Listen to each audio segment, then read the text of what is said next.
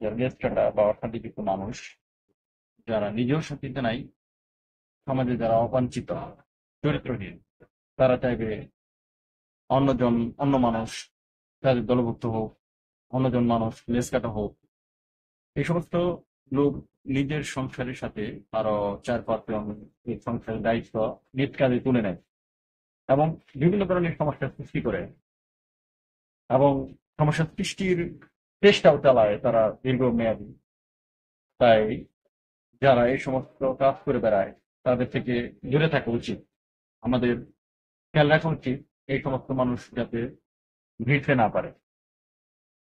আরেকটা কথা হচ্ছে, সত্য থেকে দূরে থাকা উচিত। যারা আপনাকে একবার ক্ষতি করার চেষ্টা করেছে তারা বারবার চাইবে আপনাকে ক্ষতি করার।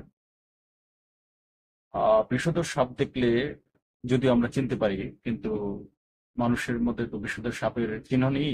তারা মনে মনে ক্ষোভ রেখেছে, প্রতিহিংসা আটে, ফন্দি আটে, যে যে কোনো সময় দুর্বল দিতে পারে। তাই এদের থেকে দূরে থাকা উচিত। নাম্বার 5, 5 নাম্বার যে অপশনটা, সেটা হচ্ছে যারা আপনাকে নেগেটিভ মানে কথা বলে আর কি, নেগেটিভিটি চিন্তা ভাবনা করে, যে বলে যে আপনি মিথ্যাবাদী, আপনি প্রতারক, আপনি লুবি, আপনি ভণ্ড, আপনি অর্থন্বেষী, চরিত্রহীন, এই সমস্ত কুচ্চারটনা করে আপনার পরিবার নিয়ে গবেষণা করবে, বিভিন্ন খারাপ মন্তব্য করবে, বিভিন্ন কথা বলবে, দোষ চাপিয়ে দেওয়ার চেষ্টা করবে।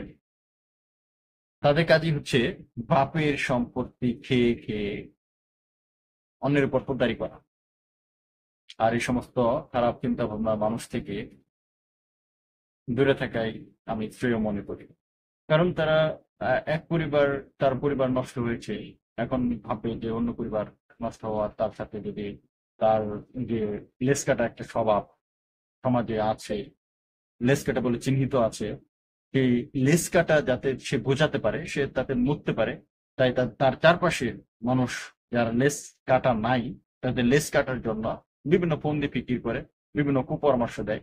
অতএব এই ফাঁদে আটকানো যাবে না, এই ফাঁদে পা দেওয়া যাবে না। তাই তাদের থেকে অবশ্যই অবশ্যই দূরে থাকা উচিত। আল্লাহ যেন সবার প্রতি সহায় হন। আর একটা কথা, নিউটনের 3য় সূত্র আমরা জানি যে প্রত্যেক ক্রিয়ারই সমান এবং বিপরীত প্রতিক্রিয়া আছে। আর আল্লাহ তাআলা বলেন, ইন্নাল্লাহা মাহসাবিন, ধৈর্যশীলদের সাথে আল্লাহ আছেন। ধৈর্য ধরেন এবং এই সমস্ত লোক থেকে নিজেকে দূরে রাখুন এবং অন্যকে দূরে রাখার চেষ্টা করুন। আসসালামু আলাইকুম।